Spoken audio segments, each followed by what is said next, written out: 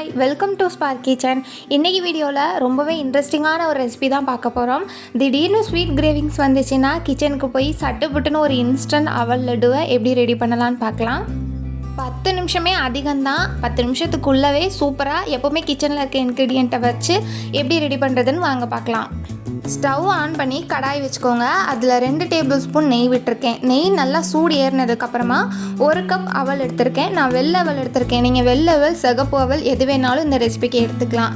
நெய்யில் அந்த அவலை நல்லா ஃப்ரை பண்ணணும். ஒரு 30 செகண்டு அதை மீடியம் ஃப்ளேமில் வச்சுட்டு அவலை நல்லா ஃப்ரை பண்ணி எடுத்துக்கோங்க.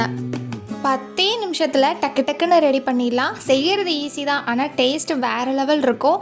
ஒரு நல்ல ஸ்வீட் சாப்பிட்ட திருப்தியும் இருக்கும். அவ்வளோதான், நம்ம அவலை நல்லா ஃப்ரை பண்ணிட்டோம். இது கூட நான் 1/2 கப் துருவன தேங்காய் எடுத்திருக்கேன். 1 கப் அவலுக்கு 1/2 கப் தேங்காய் கரெக்டாக இருக்கும். அதே மீடியம் ஃப்ளேமில் வச்சு தேங்காவையும் அவளையும் சேர்த்து ஃப்ரை பண்ணிக்கலாம்.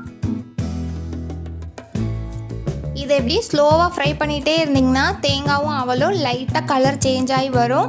அதே சமயத்தில் கலர் சேஞ்ச் ஆகி வரும்போது ஒரு சூப்பரான மணம் வரும். நல்லா ஃப்ரை ஆகிட்டு இருக்கிற மணம்.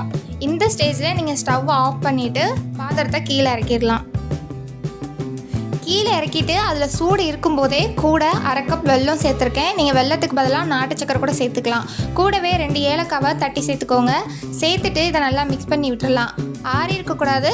நம்ம அடுப்புலேருந்து இறக்குன சூட்லேயே இந்த இதெல்லாம் சேர்த்துட்டு நம்ம நல்லா மிக்ஸ் பண்ணி விட்டுடலாம். இப்போ இது கூடவே 2 டேபிள் ஸ்பூன் காய்ச்சி ஆற வச்ச பால் சேர்த்துருக்கேன். கூடவே 2 டேபிள் ஸ்பூன் பால் பவுடர் சேர்த்துக்கலாம். சேர்த்துட்டு இதையுமே நல்லா மிக்ஸ் பண்ணி விட்டுடலாம். நல்லா மிக்ஸ் பண்ணிவிட்டு இதை கம்ப்ளீட்டாக ஆற விட்டுருங்க.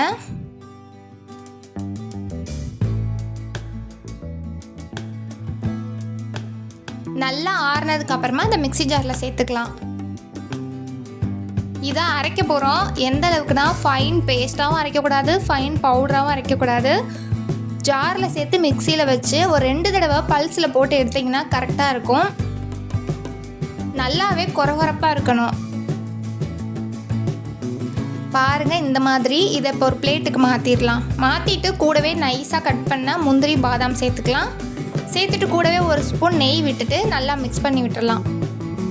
இதை செஞ்சிட்டு இருக்கும்போதே கிச்சன் ஃபுல்லாக நல்ல மணம் வரும். அந்த நெய், ஏலக்காய், வெல்லம் அந்த ஃப்ளேவரே செம்மையாக இருக்கும். நம்ம பண்ணுறது ரொம்பவே ஈஸி.